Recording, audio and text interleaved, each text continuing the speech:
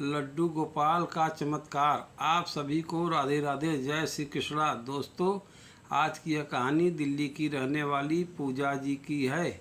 इसे सुनने के बाद जितने भी लड्डू गोपाल भक्त हैं, जिनके मन में यह शंका होती है कि हमारे घर में ठाकुर जी विराजित हैं, हम लड्डू गोपाल की सेवा करते हैं, हम बाके बिहारी जी के भक्त हैं, फिर भी हमारे जीवन से परेशानियां खत्म नहीं होती, हमारे ऊपर कोई ना कोई संकट आता है, हमारे घर में काफ़ी सारी बीमारियां हैं, काफ़ी सारी परेशानियों का हमें सामना करना पड़ता है।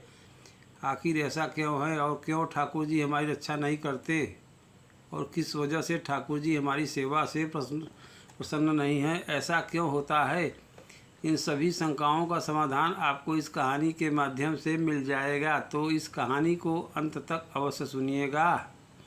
बात उस समय की है जब प्रयागराज में महाकुंभ स्नान चल रहा था। सभी भक्त प्रयागराज महाकुंभ जाकर स्नान करना चाहते थे और पुण्य प्राप्त करना चाहते थे। पूजा जी के परिवार वाले भी महाकुंभ स्नान करना चाहते थे, इसलिए उन्होंने काफ़ी बार महाकुंभ जाने का प्रोग्राम बनाया, लेकिन वह जा नहीं पाए। दरअसल पूजा जी के हस्बैंड नोएडा में एक कंपनी में जॉब करते हैं। उनके ऑफिस में बहुत ज़्यादा काम था, इस वजह से उन्हें छुट्टी नहीं मिल पा रही थी।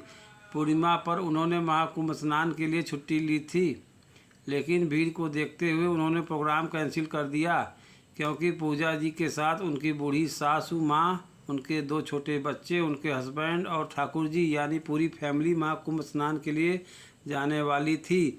लेकिन जब उन्हें पता चला कि भीड़ बहुत अधिक है और स्नान करना इतना आसान नहीं है, तो हालात को देखते हुए पूजा जी के पति ने अपना प्रोग्राम कैंसिल कर दिया और पूर्णिमा के बाद स्नान करने के लिए प्रोग्राम बनाया।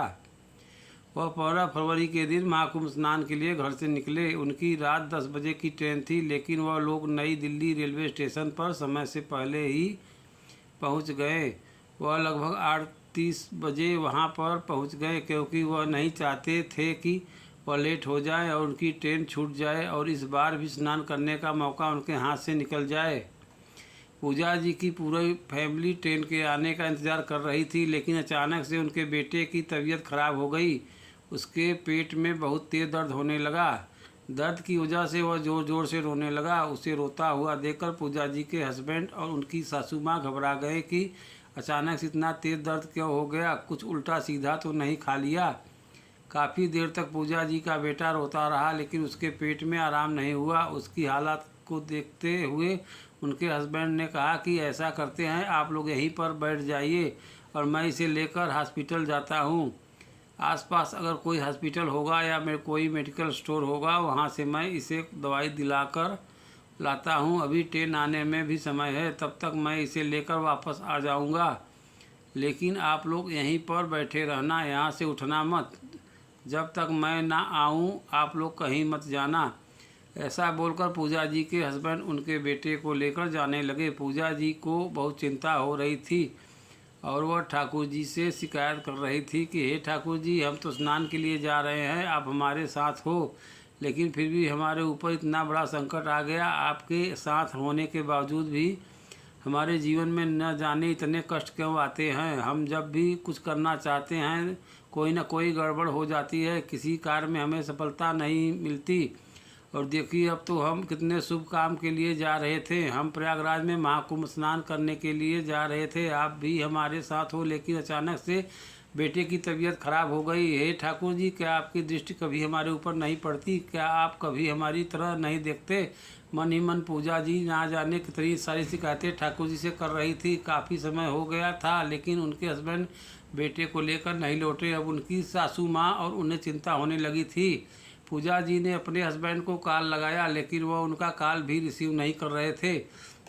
इससे उनकी चिंता और भी अधिक बढ़ रही थी, जिसके कारण से अब उनकी सासू माँ भी ठाकुर जी के सामने रोने लगी और कहने लगी, हे ठाकुर जी, मेरा बच्चा ठीक तो होगा? यह कैसी परीक्षा है? हम तो स्नान के लिए जा रहे थे और हमारे साथ यह क्या हो रहा है? हमारे जीवन में परेशानियां खत्म होने का नाम ही नहीं लेती।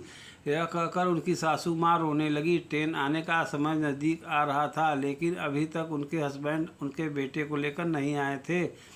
तभी अचानक से एक अनाउंसमेंट हुआ कि उनकी ट्रेन जो प्लेटफार्म नंबर 14 पर आने वाली थी, उसका प्लेटफार्म बदल गया है। अब जैसे ये अनाउंसमेंट हुआ कि प्लेटफार्म बदल गया है, तो वहाँ पर जितने भी लोग थे वह सब अफरा तफरी मचाने लगे, इधर उधर भागने लगे। पूजा जी के हस्बैंड ने उन्हें मना किया था कि वहाँ से नहीं उठना है, कहीं नहीं जाना है, और उन्हें यह भी नहीं पता कि अब उन्हें कौन से प्लेटफार्म पर जाना है। इस वजह से वो जहाँ बैठे थे वहीं पर बैठे रहे। लेकिन प्लेटफार्म नंबर 14 पर जो लोग थे वह इधर उधर भागने लगे। एकदम से बड़ी तेज भगदड़ मच गई। ट्रेन आने का प्लेटफार्म बदलने की बात सुनकर सभी लोगों में असमंजस की स्थिति पैदा हो गई और यात्री इधर उधर भागने लगे। सीढ़ियों पर काफ़ी लोग बैठकर ट्रेन का इंतजार कर रहे थे। अब जब भगदड़ मची तो वहाँ सीढ़ियों पर जो लोग बैठे ट्रेन का इंतजार कर रहे थे वह सभी लोग भीड़ के पैरों के नीचे दब गए। वहाँ काफ़ी हाहाकार मच गया, लोग इधर उधर भाग रहे थे। एकदम से इतनी भयानक स्थिति हो गई जिससे पूजा जी और उनकी सासू माँ भी घबरा गई।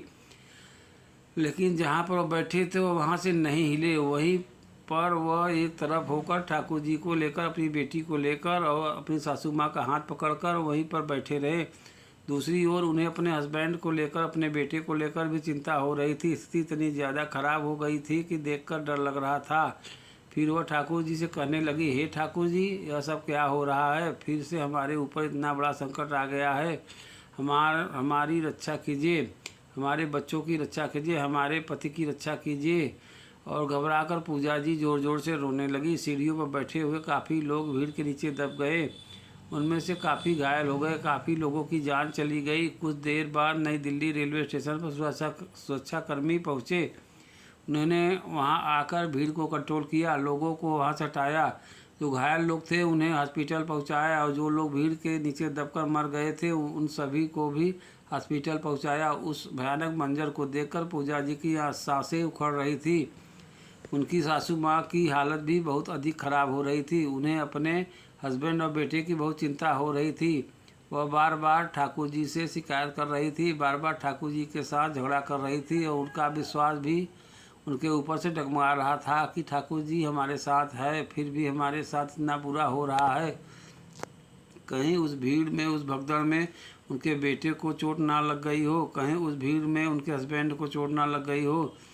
काफ़ी सारी बातें पूजा जी के मन में चल रही थी। लेकिन कुछ समय के पश्चात उन्होंने अपने हस्बैंड और बेटे को आते हुए देखा, जबकि सुरक्षा कर्मियों ने उन्हें वहाँ से हटा दिया था जहाँ पर वह अपनी सासू माँ और अपनी बेटी के साथ बैठी हुई थी, और वह दूसरी जगह जाकर खड़ी थी।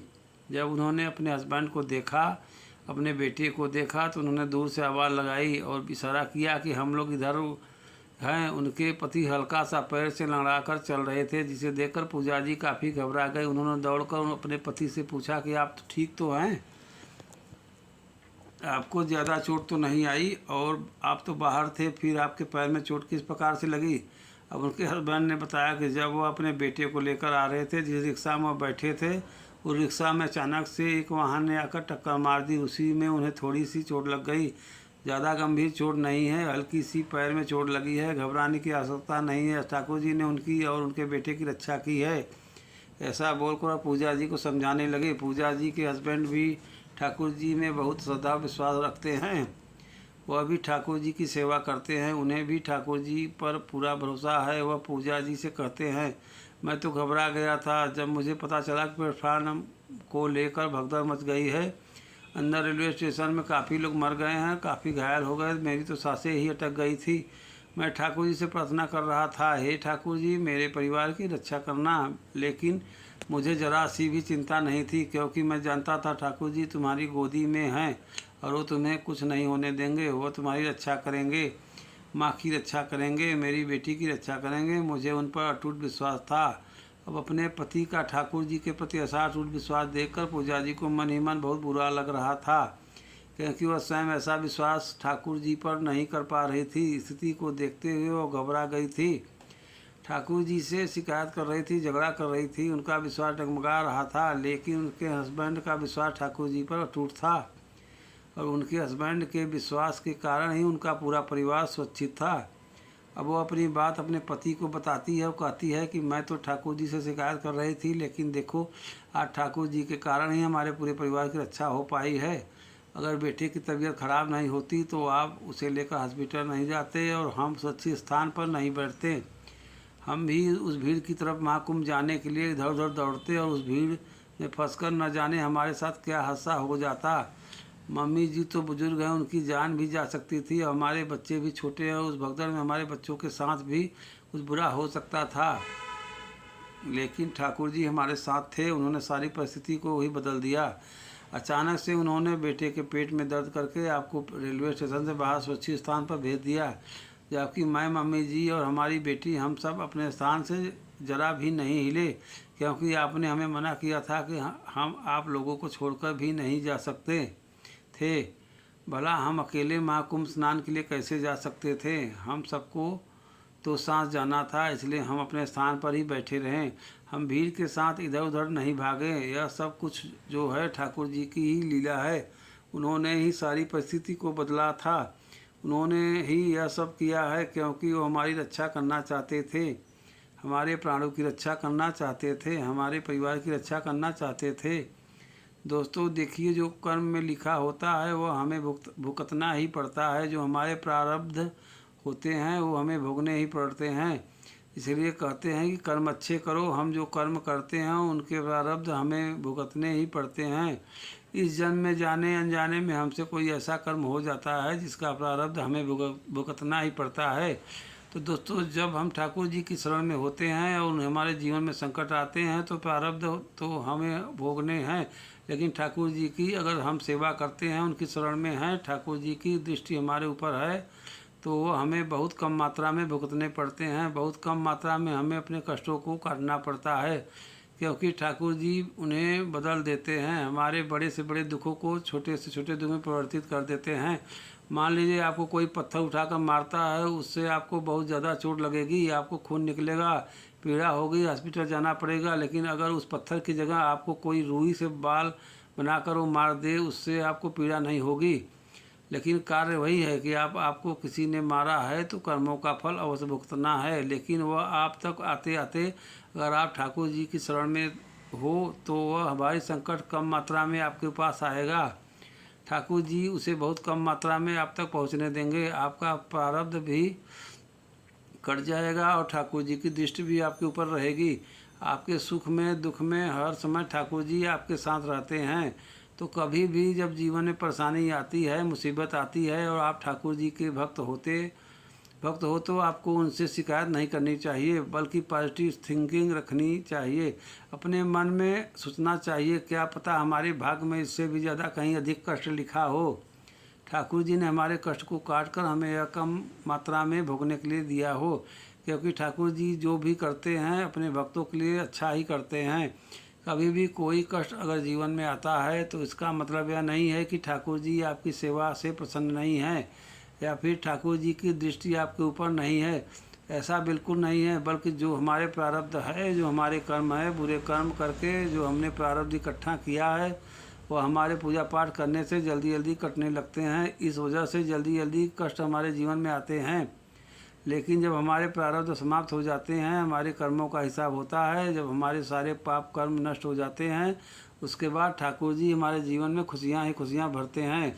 हमारे ऊपर ठाकुर जी की दृष्टि सदैव रहती है, दुख में भी सुख में भी। दुख में हम हमेशा ठाकुर जी से शिकायत करते हैं, लेकिन सुख में हम कभी भी उन्हें धन्यवाद नहीं करते। इसलिए सुख में भी हमें उन्हें धन्यवाद करना चाहिए। ठाकुर जी ने पूजा जी के जीवन में होने वाली सनहोनी को एक हल्की सी चोट में परिवर्तित कर दिया था। यानी उनके हस्बैंड के पैर में एक हल्की सी चोट लगी थी, जबकि उनके जीवन में इतना बड़ा हादसा लिखा था। यह सब ठाकुर जी की कृपा नहीं तो और क्या है। ठाकुर जी ने ही उनके परिवार की रक्षा की है, उनके प्राणों की रक्षा की है, उनके बच्चों की रक्षा की है। ठाकुर जी उनके साथ थे, इसी वजह से उन्होंने यह सारी लीला रच दी, जिसके कारण से आज पूजा जी का परिवार सुरक्षित है। कभी भी ठाकुर जी पर संदेह नहीं करना चाहिए। पूजा जी अब इस बात को समझ गई, उनकी सासू माँ ने भी अब इस बात को समझ लिया कि यह सब लड्डू गोपाल की ही लीला थी। उनका स्टेशन पर आना, उनके बच्चों की तबीयत खराब होना, उनके बेटे का वहाँ से जाना और फिर उसे हल्की सी चोट लगना, ये सब ठाकुर जी की लीला थी। क्योंकि अगर उनका बेटा वहाँ पर होता, पूजा जी के हस्बैंड वहाँ पर होते, तो वे लोग भी जो अनाउंसमेंट हुआ था उसे सुनकर अवश्य ही दौड़ते। उस भीड़ में उनकी माता जी को भी चोट लगती, उनके बच्चों को भी चोट लगती और कोई बड़ा हादसा भी हो सकता था।